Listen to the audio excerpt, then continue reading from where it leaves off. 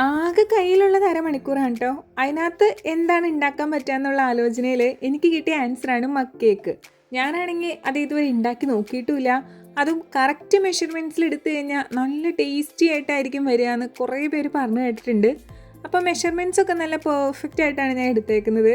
എന്തൊക്കെ എടുത്തു, ഏതൊക്കെ അളവിലെടുത്തു എന്നൊക്കെ ഞാൻ കമൻസിൽ പിൻ ചെയ്ത് വെച്ചേക്കാം. അതേപോലെ ഡിസ്ക്രിപ്ഷനിലും ഞാൻ ഇതിൻ്റെ റെസിപ്പി എല്ലാം പിൻ ചെയ്തേക്കാം കേട്ടോ.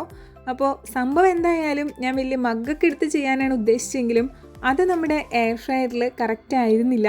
പറഞ്ഞു വന്നത് ഇതൊരു എയർ ഫ്രയർ മഗ് കേക്കാണ് കേട്ടോ. പിന്നെ ഞാൻ വേറൊരു പ്ലേറ്റ് എടുത്ത് അതിനകത്തോട്ടൊക്കെ പകർത്തി അതിൻ്റെ മുകളിൽ കുറച്ച് ചോക്ലേറ്റ് ഒക്കെ ഇട്ട് കൊടുത്ത് ഞാനൊരു 10 മിനിറ്റാണ് ആദ്യം വെച്ചത്. പിന്നെ ഞാനതൊരു 10 മിനിറ്റും കൂടി വെച്ചിട്ടുണ്ടായിരുന്നു. കറക്റ്റ് അളവിനെടുത്താൽ കറക്റ്റായിട്ട് കിട്ടുമെന്നുള്ള കാര്യം ഇത്ര കറക്റ്റാണെന്ന് എനിക്ക് അറിയണ്ടായിരുന്നില്ല.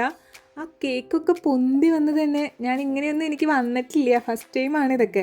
പിന്നെ കഴിച്ച് നോക്കുമ്പോഴാണല്ലോ നമുക്ക് കംപ്ലീറ്റ് ആയിട്ട് പറയാൻ പറ്റുള്ളൂ. എൻ്റെ പൊന്നോ ഭയങ്കര ടേസ്റ്റ് ആയിരുന്നു. പിന്നെ ട്രൈ ചെയ്യാന്നൊക്കെ വിചാരിച്ച് മാറ്റി വെച്ചേക്കുന്ന ആൾക്കാരാണെങ്കിൽ ഉറപ്പായിട്ടും പോയി ട്രൈ ചെയ്തോ. അത്രയ്ക്ക് കിടിലൻ ടേസ്റ്റ് ആണേ.